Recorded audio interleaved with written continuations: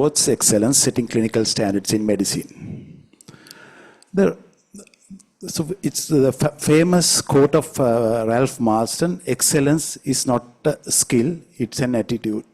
So it's not a talent, it's an attitude that you develop with maturity that you need to attain. So this excellence can be achieved by setting clinical standards. So this is one way that we embark on setting standards to achieve excellence in the field of internal medicine. So we all know there are two types of standards in medicine. There are clinical standards and professional standards. We all know internal medicine has a wide scope, and so there are many specialties that we collaborate with. So the internal medicine involves acute care, NCD care, infectious diseases, toxicology, palliative. So you can see the variety that the scope that the internal medicine deals with. Then in each and every specialty there is professional standards. So there are professionalism, ethics, communication, lifelong learning. So these are the professional standards that we need to embark upon. So why do standards matter? One thing that we need to reduce the variability in care, that is to have an equity in all patients throughout the country who reach a hospital to receive the same level of care.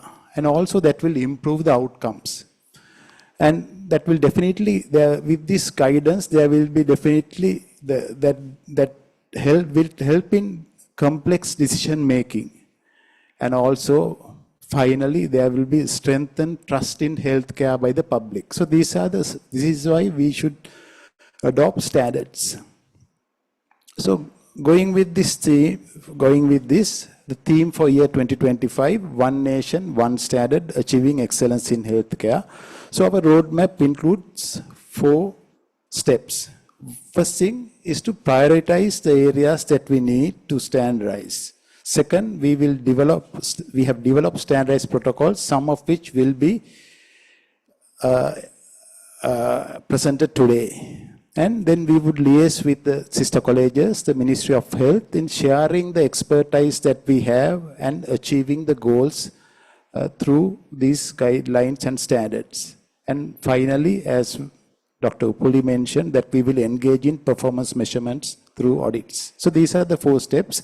So first step would be prioritize. So if you look at this table, you can see, I think it's just the years of lives lost, and then disability associated life years. If you look at the number 1 is ischemic heart disease, number 2 is diabetes, then number 3 is self-harm, number 4 is strokes, number 5 is road traffic accident. So there are 4 things that we need prioritize. So what we will do today is to prioritize these things. So through our expert committees, so we will talk on how to standardize a myocardial infarction, how to standardize the self-harm through the toxicological committees. So likewise, so we have prioritized areas. Now we have developed the standardized protocols, some of which will be presented today. Then we also would have collaborated with some of the professional colleges as well as the Ministry of Health.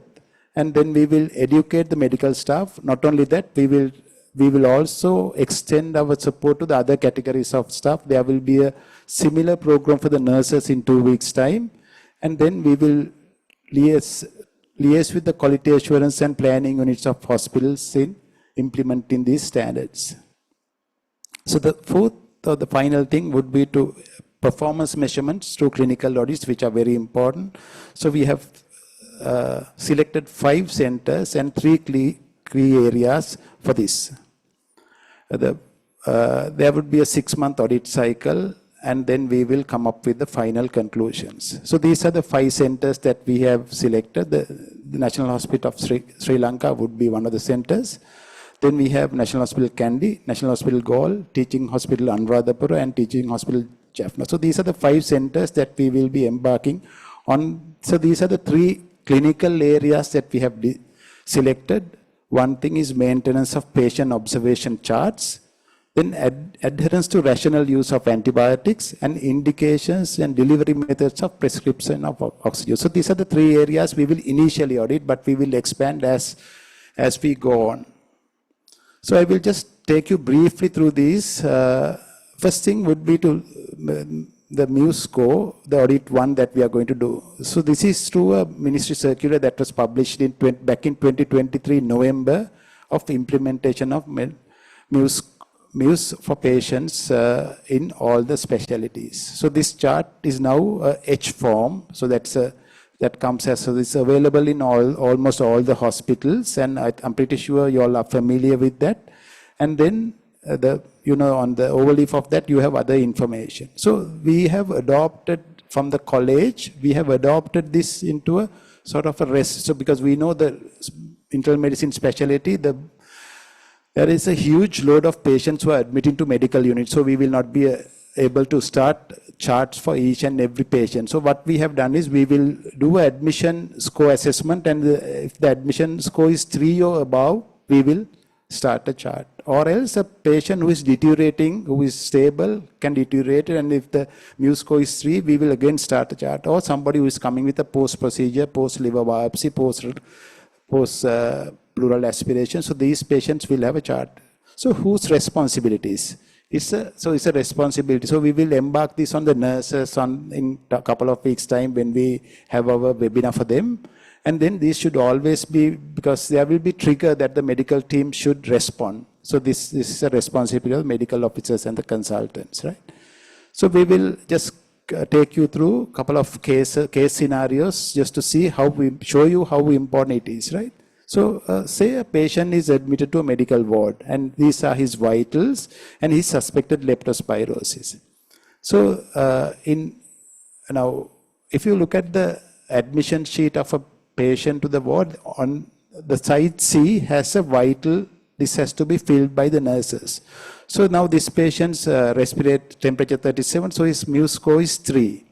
So the action, so if you look at this, is falling into the low risk category. So this is a patient whom the nurses will initiate a MUS chart, and then they will inform. So the trigger is in the low risk category, they will inform the house officer, right? So the house officer's action is lined up, the action for this particular patient.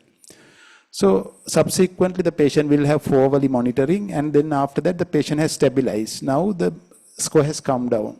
So what you could do is you could de-escalate the monitoring to 6-hourly. So you can see, depending on the risk, the frequency of monitoring can also change.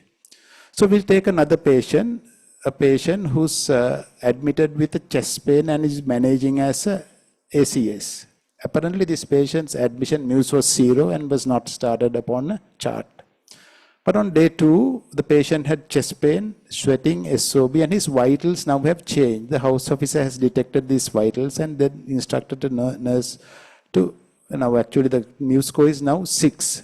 So this patient falls into medium risk. So these patients, you can see on your right, you can see the pink box where you will have it has to be to a senior level of care, a senior house officer, registrar or SR should be informed. And this is the trigger or the course of action that has to be taken. So you see a patient who is stable can deteriorate in the ward, and then because of the MUS charting, and we can identify these patients. Obviously we do this, but of course this is to regularize the monitoring of these patients. Similarly, you can have a patient who's been started on a MUS chart, but because of the monitoring, you see that the patient's vitals are deteriorating or changing. Now this patient's initial MUS was 3 and was in low risk. Now the patient's risk has gone into 5. So the patient now falls into the medium risk category, and then the line of action is different. So the response or the trigger is different. So likewise, you can see how important. So now, so in summary, the warning chart will help to identify deteriorating patients early and initiate and maintain MUS chart if admission score is more than 3. So this is a nurse's duty that we do. and identify clinically deteriorating patients early and start a chart if they are not being monitored already. Identify the risk categories according to the total score and apply the appropriate clinical response to based on the Muse chart. So this is one aspect that we will audit. We have already started in certain centers, and we will see we could implement this into the medical wards so that we can look after these patients, monitor and detect these patients early. So number 2 audit will be adherence to rational use of antibiotics in acute care settings. So this is the guideline published by the Sri Lankan College of Microbiologists in 2024 in collaboration with the other professional colleges, and we will be going through this in our subsequent lectures, how we could adopt this into our clinical practice and improve patient care. Third thing would be the on oxygen. Oxygen is very commonly used and very loosely used also in the ward. So we will audit indications, delivery methods, and prescription of oxygen in acute medical care settings. So these are on acute settings in a medical units. So this was a guideline that had been actually drafted. This is way back in December 2023, but it has not been come into effect as yet, unfortunately. So there have been many professional colleges, including the Sri Lanka College of Internal Medicine, CCP, emergency physicians, pulmonologists, anesthesiologists. So there are many more who have come into been a part of that. So we will adopt this into our practice. And if you look at this, there are many guidelines, protocols, or flowcharts that the oxygen how oxygen should be administered. Then this is escalation, de-escalation protocols, right? So then very importantly, in all the other countries, oxygen is a prescribed medicine. So the standard oxygen prescription chart will also come into action very soon. So these are the things that we will try to implement within collaboration of the Ministry of Health. And this is a standard monitoring. Patients are very loosely on oxygen, not being monitored in medical settings. So we will try to implement that into practice. So this is how we will try to do that. So in barriers, there are many barriers and challenges towards standardization. Obviously, we are working under a lot of resource restrictions. So there may be limited resources for these things, as well as, sometimes the monitoring charts might not be available as well. So obviously we have a culture of change resistance. People will resist. If you want to implement that, there will be definitely some resistance, but they will not see the benefits of these for them as well as for the patients. And then there will be, so we will try to iron out the differences in guidelines, and we will come to a sort of a standardized protocols that will be implemented. So there will be very least conflict in these management protocols. And also we will make sure that we will not go for over standardization. So in summary, ladies and gentlemen, the most important thing in medicine is clinical judgment, right? It's the most vital thing. And standards guide us towards excellence.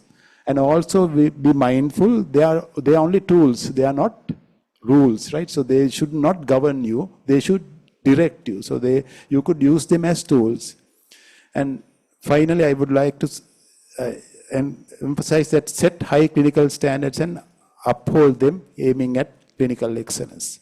So thank you very much.